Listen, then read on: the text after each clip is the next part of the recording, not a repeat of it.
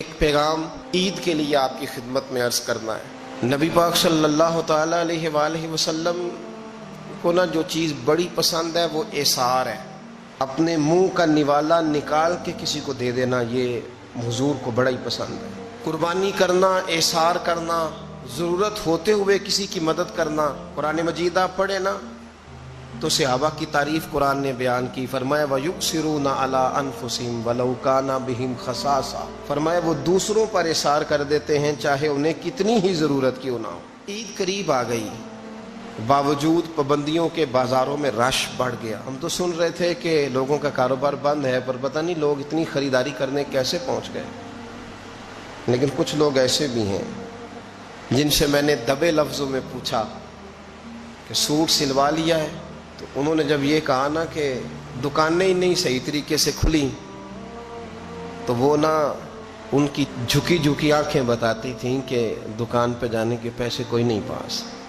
ایک شاعر تھا تو وہ کہتا ہے کہ میں کھلونوں کی دکان کے پاس سے گزرا، میں بھی ساتھ تھا، میرا بیٹا بھی اور میرا پوتا بھی۔ تو میرا پوتا ضد کرنے لگا کہ کھلونا لینا ہے، تو میرے بیٹے نے بڑا سمجھایا نہیں لینا، پر بچے نے ضد نہیں چھوڑی۔ باپ نے مارا بھی ڈانٹا بھی، پر اس نے کہا نہیں میں نے کھلونا لینا ہے۔ تو جب میرا بیٹا نہیں مان رہا تھا تو میں نے پھر اس کو کہا، میں مثال دے رہا ہوں، پس منظر کچھ یوں بنا ہوگا۔ اس نے کہا کہ تم کھلونے کی دکانوں کے پاس سے کیوں گزرے؟ یہ بچے کی ضد ہے، یہ سمجھوتا نہیں کرتی۔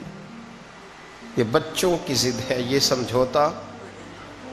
اور وہ آج بھی دوپہر میں بچوں کو سلا دیتی ہے اس ڈر سے کہ گلی میں پھر کہیں کھلونے بیچنے والا نہ آ جائے۔ صرف میری گزارش اتنی ہے کہ 3 جوڑے بنوانے والا 1 بنوا لے، اور تھوڑا تھوڑا ایثار کا جذبہ، غریبوں کا عید پر خصوصی خیال۔ امیروں نے سارا مہینہ گوشت کھایا ہے اور بڑا دب کے کھایا ہے۔ جو نبی پاک کی امت سے پیار کرے نا، رسول پاک اس سے بڑا پیار کرتے ہیں۔ اس طرح کرنا، عید پہ گوشت کا آرڈر دینا، لیکن ایک دن اپنے گھر پکا لینا، اور کوشش کرنا کہ دائیں بائیں جہاں گوشت نہیں نہ جاتا، تھوڑا تھوڑا وہاں بھی صرف چھوٹے چھوٹے خرچے اپنے کم کر کے، تو وہ پھر بھی جیب میں نہیں رکھنے، وہ تھوڑا سا اظہار اس عید پہ بڑا ضروری ہو گیا ہے۔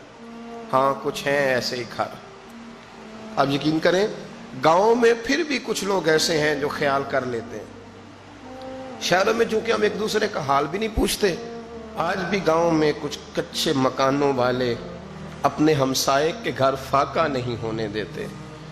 تھوڑی تھوڑی یہ اپیل ہے، میری خاص اپیل ہے، یاد رکھنا تھوڑا سا۔ میرا ایک دوست سے بڑا ہی پیار ہے، بڑا ہی، مجھے بڑی محبت ہے۔ میں کچھ ضروری تو نہیں ہر بندے کے منہ پہ کہا جائے۔ ان کی بیٹیاں کام کرتی ہیں، مجھے ایک صبح انہوں نے بتایا کہ بچیاں کام پہ جاتی ہے، تو میں فجر کے بعد سوتا ہوں۔ اس دن میں سو نہیں سکا، بڑا میں اذیت میں آ گیا۔ میں نے کہا کہ بیٹیاں تو میری بھی ہیں نا، تو اس لیے یہ تھوڑا سا مہربانی کریں، خدا را تھوڑا سا امت کا درد بھی محسوس کریں۔ بڑی بڑی سوسائٹیاں تو تھوڑی ہیں، زیادہ لوگ تو ابھی بھی کچے مکانوں میں ہیں، تو مہربانی کریں تھوڑا سا ان لوگوں کا اس عید پہ ضرور خیال کریں۔ آج 21 رمضان کو میرے ابا جی فوت ہوئے تھے، آج کے دن، آج ان کو 19 سال ہو گئے۔ اب 19 سال پہلے میں کہاں تھا آپ سوچ سکتے ہیں۔ تو میں نے بڑے ان کے جانے کے بعد راتیں بھی دیکھی ہیں، اور میں نے ان کے جانے کے بعد بڑے کٹھن معاملات بھی دیکھے ہیں۔ تو میں نے یہ ذائقہ چکھا ہے، مجھے پتہ ہے کہ یہ جو غریبی کا اور یتیمی کا رنگ ہوتا ہے، اس کی اصل شکل کیا ہے وہ میں نے اصل شکل دیکھی ہے، تو میں اس کے مد و جزر سے میں واقف ہوں، مجھے اس کا پتہ ہے۔ تو مہربانی فرمائیں، آپ سے میری یہ درد مندانہ اپیل ہے کہ تھوڑا تھوڑا دائیں بائیں ضرور توجہ کیجئے گا۔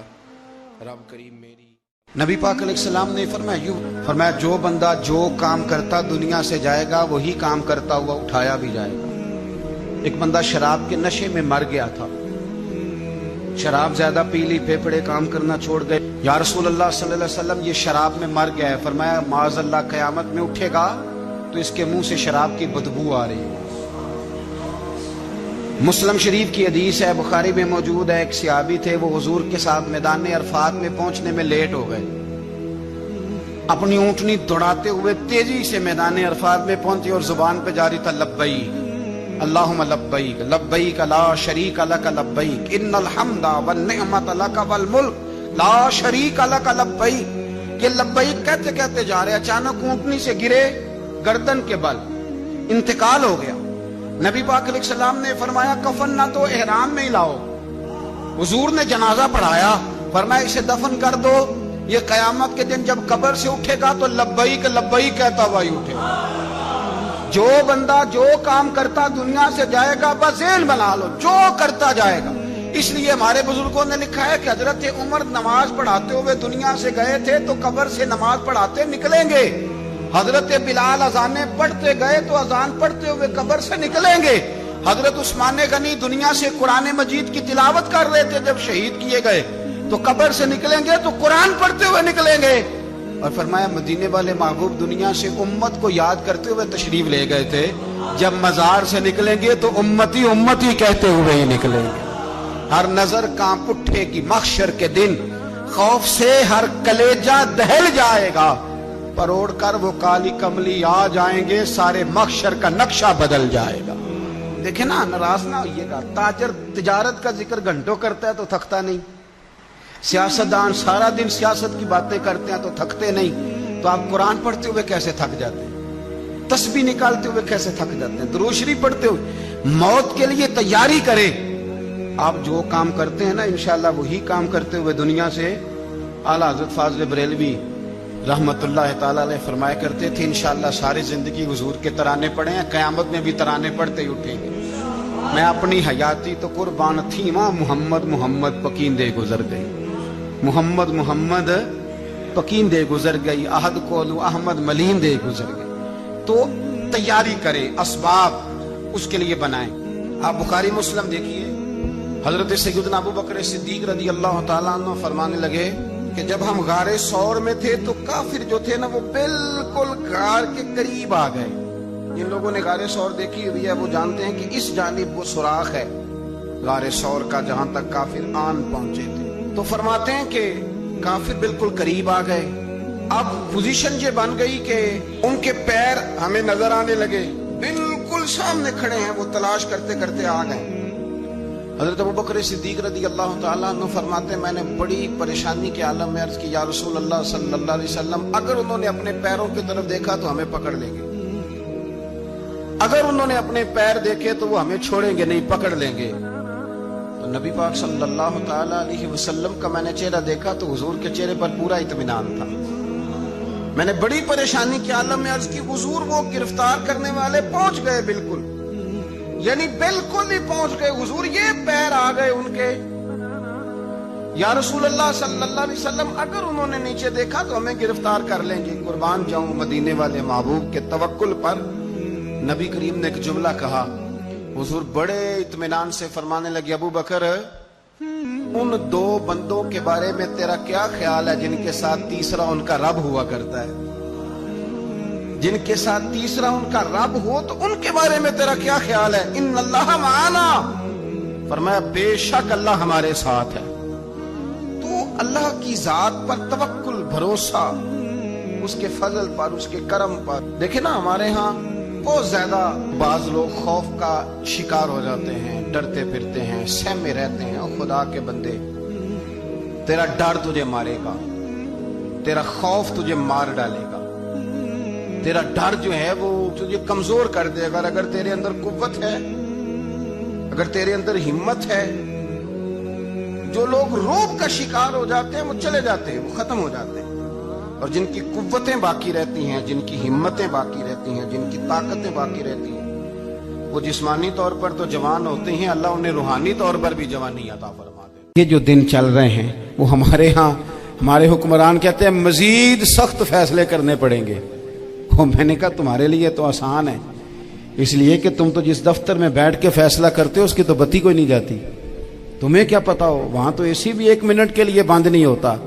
یہ تو اس سے پوچھو باپ سے کہ جو عید سے پہلے اپنی بیوی سے مشورہ کر رہا ہے کہ عید آ گئی ہے، اگر بیٹی کے گھر کپڑے نہ بھیجے تو اس کی ساس باتیں کرے گی۔ یہ چھوٹی عید گزری تھی نا، تو ہمارے ہاں کچھ لوگ سمجھتے ہیں کہ سخاوت صرف رمضان میں ہی کرنی ہے، اور رمضان میں ثواب زیادہ ہے، ورنہ راشن ونڈن والے اور لوگ کو عیدوں بعد بھی بھوک لگ دیجئے، عید کے بعد بھی اسی طرح ہی غریب کے ساتھ پیٹ ہوتا ہے، لیکن توجہ نہیں۔ ایک تو ذوق علم پیدا کریں۔ ہم نے اس عید پہ کوشش کرنی ہے کہ ہماری گلی میں، ہمارے محلے میں، ہمارے دائیں بائیں تھوڑا سفر کریں، بچوں کو دیکھیں، سرکاری سکول سے نکلتے بچوں کو دیکھیں، مساجد مدارس سے نکلتے بچوں کو دیکھیں۔ ہم نہ ایک ایک دو دو کا ساتھ دیں۔ یہ جتنی سیاسی جماعتیں کام کر رہی ہیں، جن کی حکومت تھی، جن کی ہے، پتہ نہیں کل کس کی آئے گی، میں تو ذاتی طور پر ان سے پورا مایوس ہوں۔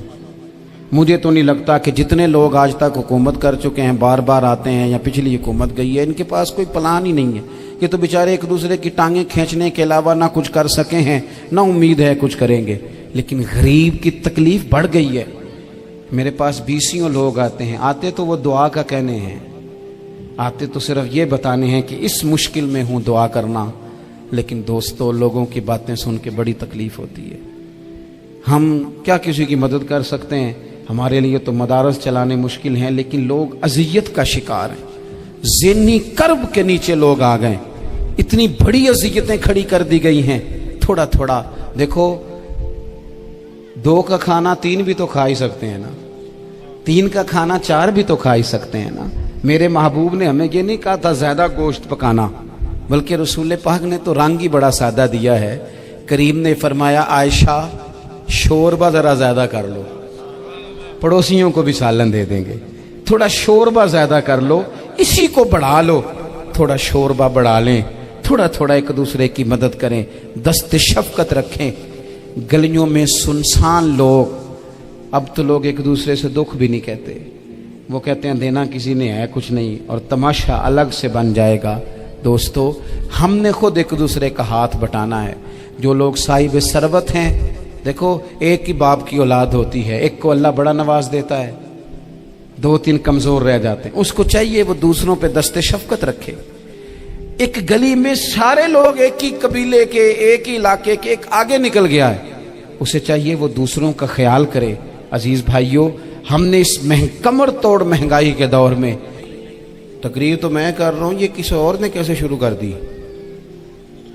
اس وقت میرا ٹائم ہے جی تقریر کا، اور کوئی نہیں کرے گا، خاموشی سے بیٹھے، اللہ آپ کو جزائے خیر دے۔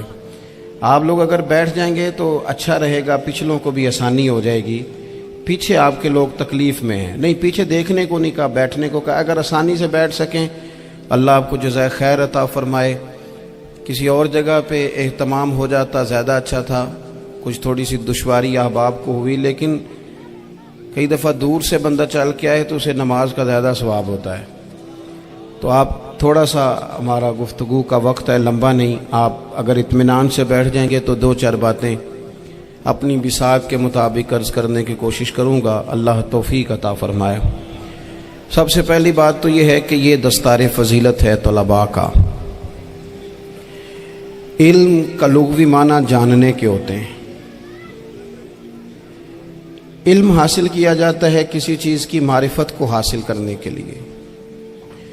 جب ہم کوئی علم حاصل کرتے ہیں تو ہم یہ چاہتے ہیں کہ ہمیں اس چیز کے نفع اور نقصان کا پتہ چل جائے، اور جب ہم دینی علم حاصل کرتے ہیں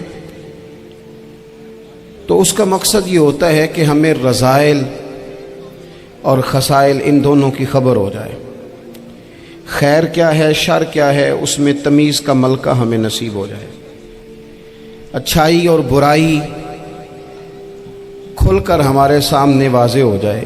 یہ مقصود ہوتا ہے علم سے۔ علم سے، تعلیم سے مقصد زیادہ باتیں کرنا نہیں ہوتا۔ ایک آدمی بہت زیادہ باتیں کرتا ہے تو شاید بڑا عالم ہے، ایک شخص بہت زیادہ گفتگو کرتا ہے تو اس کے پاس معلومات زیادہ، ایسا نہیں، بلکہ حضرت عبداللہ ابن مسعود رضی اللہ تعالیٰ عنہ سے جب کسی نے پوچھا تھا کہ بڑا عالم کون ہوتا ہے، تو آپ فرمانے لگے جو رب سے زیادہ ڈرے وہ بڑا عالم ہے۔ اور دلیل انہوں نے یہ دی کہ اللہ کریم نے قرآن مجید میں فرمایا ہے کہ انما یخشی اللہ من عبادہ العلماء، اللہ کے بندوں میں سے جو عالم ہیں وہ رب سے ڈرتے ہیں۔ تو دینی تعلیم، اس کی معلومات حاصل کرنے کی کوشش کریں، صحیح کریں۔ قرآن مجید کی ایک آیہ کریمہ کا کچھ حصہ جو میں نے تلاوت کیا، اس میں اللہ کریم نے فرمایا اپنے محبوب سے، کہا وَقُلْ رَبِّ زِدْنِی عِلْمًا، اے محبوب آپ میری بارگاہ میں یہ دعا مانگیں، آپ یہ عرض کریں کہ اے رب میرے علم میں اضافہ کر دے، اے مالک میرے علم میں اضافہ کر دے۔ بہت ساری چیزیں ایسی ہوتی ہیں جن کی زیادتی ٹھیک نہیں ہوتی، وہ زیادہ ہو جائیں تو نقصان کرتی ہیں، لیکن علم ایک ایسی چیز ہے کہ جس کے بارے میں رب کریم نے کہا کہ محبوب آپ دعا مانگیں کہ آپ کو زیادہ علم دیا جائے۔ اور پھر علم ایک ایسی چیز ہے کہ کوئی بھی آدمی یہ دعویٰ نہ کرے کہ میں نے بڑا حاصل کر لیا ہے، میری اب تکمیل ہو گئی ہے، میں اب مکمل ہو گیا ہوں۔ جن کو اللہ نے غیب کے خزانوں کی کنجیاں دی ہیں نا، ان سے بھی رب کریم نے کہا ہے کہ محبوب آپ دعا کریں کہ مالک میرے علم میں اضافہ کر دے۔ تو جب وہاں تک یہ بات ہے تو پھر عام آدمی کو بھی چاہیے کہ وہ اپنی معلومات میں اضافے کا شوق پیدا کرے۔ اور تیسری بات یہ کہ جو حضور کے علم شریف پر بات کرتے ہیں وہ بھی اس آیت سے سیکھیں کہ حضور کا علم تو ہر روز رب اس میں اضافہ فرما رہا ہے، تو ہر روز اضافہ ہو رہا ہے۔ وَلَلْآخِرَةُ خَيْرٌ لَكَ مِنَ الْأُولَىٰ، ہر روز ترقی ہو رہی ہے حضور کے علم شریف کی بھی۔ تو ہمارے ہاں زیادہ تر لوگ بات اس لیے سیکھتے ہیں کہ میں کوئی کہیں سے مسئلہ سیکھوں گا پھر جا کے اپنی مسجد کے امام کو تنگ کروں گا کہ وہاں تو میں یہ سن کے آیا ہوں تو یہاں یہ کام کیوں نہیں ہوتا۔ میں کوئی بات سیکھوں گا تو پھر میں اس سے بحث کا دروازہ کھولوں گا۔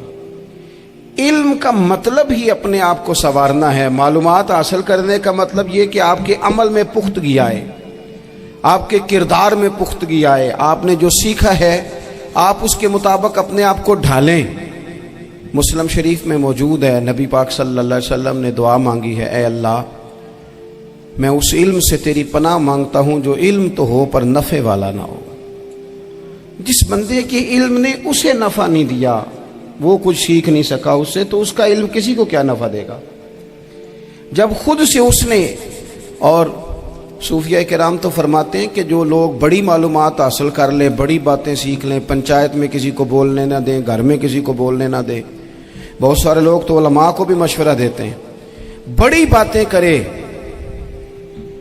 لیکن عمل کے لحاظ سے بندہ زیرو ہو تو اہل دل فرماتے ہیں اس کی صحبت سے بچو۔ اسے بڑا پتہ ہے، بڑی باتیں آتی ہیں، بڑی باتیں کرتا ہے، لیکن گفتگو کی حد تک تو بہت بڑا ہے، عمل کے معاملے میں صفر ہے۔ بہت سارے لوگ مسجد کے حجرے میں میٹنگ ہو رہی ہوتی ہے اور وہ لمبی لمبی دلیلیں اور مشورے دے رہے ہوتے ہیں، نماز کا ٹائم آ جائے تو اٹھ کے چلے جاتے ہیں، کہتے ہیں میں اپنے محلے دی مسیتیں پڑھنی۔ کئیوں کو کام یاد آ جاتا ہے۔ فرمایا کہ شخص کے پاس معلومات بڑی ہوں لیکن عمل کے معاملے میں بندہ زیرو ہو تو اسے بچنا کیوں؟ اس لیے کہ اگر پڑھا لکھا آدمی بے عمل ہونا تو وہ اپنی بے عملی پر بھی دلیلیں پیش کرتا ہے۔ وہ کہتا ہے میں یہ کام نہیں کرتا تو یہ میرے پاس دلیل ہے، وہ تو بے عملی کو بھی مزین کر دے گا معاذ اللہ۔ تو دینی تعلیم ایک تو حاصل اس لیے کریں کہ ہم نے اپنے آپ کو سنوارنا ہے، اور دوسرا علم کا شوق طبیعت میں ہو۔ دیکھیں نا، اللہ کے حبیب صلی اللہ علیہ وسلم نے فرمایا ہے کہ جو علم کے رستے پہ چل پڑا وہ جنت کے رستے پہ چل پڑا ہے۔ جمعوں میں، محفلوں میں کانوں کے ذائقے کے لیے نہ آئیں، اس لیے آئیں کہ میرے علم میں، میرے عمل میں یہ کوئی اضافے کی بات بنے گی، میں کوئی نصیحت حاصل کروں گا تو میرے دل کا زنگ اترے گا۔ ہمارے ہاں یہاں لوگ مزے کے لیے آتے ہیں اور آج کل لوگ فوٹو کے لیے آتے ہیں۔ ان دو کاموں سے نکل کر خالص اصلاح کی نیت سے علم کا شوق، ہمارے ہاں تیزی سے ایک حرکت کی گئی، علماء کا وقار خراب کیا گیا اور لوگوں کو دینی علوم سے دور کیا گیا، اور اس میں بعض بیچارے واعظین اور خطباء نے بھی کردار ادا کیا جب جعلی پیر کی تعریفیں کھول کے کی، اور اسے پتہ نہیں کہاں تک یہ اسٹیج ہوتے ہیں نا، ان میں کوئی بندہ اچھا لگے بھی تو اس کے لیے دعا کرنی چاہیے، تعریفیں نہیں کرنی چاہیے۔ تعریفیں اس کا کوئی فائدہ نہیں ہے، اس بندے کو تو دعا کا فائدہ ہے، اگر آپ کو اچھا لگ رہا ہے تو اسے دعا دیں، اس سے زیادہ کچھ نہیں کریں۔ اور ہمارے ہاں جناب وہ نقیب محفل بیچارے کی شامت آ جاتی ہے اگر تعریفیں تھوڑی کرے تو کہتے ہیں انہوں تو نام ہی نہیں لینا ہوں، اور بھائی اس کے نام لینے سے آپ کا قد اونچا ہوتا ہے۔ تو علم اور عالم ان دونوں چیزوں سے قوم کو دور کیا گیا۔ دینی تعلیمات کا فقدان ہے، جو میٹرک تک لوگ 60-70 کتابیں پڑھ جاتے ہیں انہیں بھی قرآن پاک ٹھیک سے نہیں پڑھنا آتا، دور کیا گیا۔ آپ مجھے بتائیے، چلیں ایک مسجد ہی آپ دیکھ لیں، اس مسجد کے اندر اگر ایک طرف ایک عالم دین مشکات شریف کھول کے بیٹھے ہوں، حدیث پاک کا درس ہو رہا ہے، یا بہار شریعت کھول کے بیٹھے ہیں، فقہی مسائل بیان کیے، اور اسی مسجد میں ایک بابا جی جبہ پہن کے تگڑا سا بڑی سی پگڑی باندھ کے اور 500 دانے والی تسبیح لے کے بیٹھے ہیں، اب ایک بندہ اندر آتا ہے تو وہ کدھر جائے گا، عالم کی طرف کہ بابا جی کی طرف؟ وہ کیوں جا رہا ہے بھلا بابا جی کی طرف؟ وہ اس لیے کہ ہم نے اسے یہ بتایا ہی نہیں کہ جس طرح سبحان اللہ سبحان اللہ سبحان اللہ پڑھنا عبادت ہے نا، اسی طرح دارابا پڑھنا بھی عبادت ہے۔ اسے ہم نے بتایا نہیں کہ جب تک علم کے رستے میں رہنا بھی عبادت ہے، جب تک اسے یہ سمجھ نہیں نہ آئے گی کہ جس طرح وظائف کی کتاب پڑھنا عبادت ہے، اسی طرح مشکات شریف پڑھنا بھی عبادت ہے۔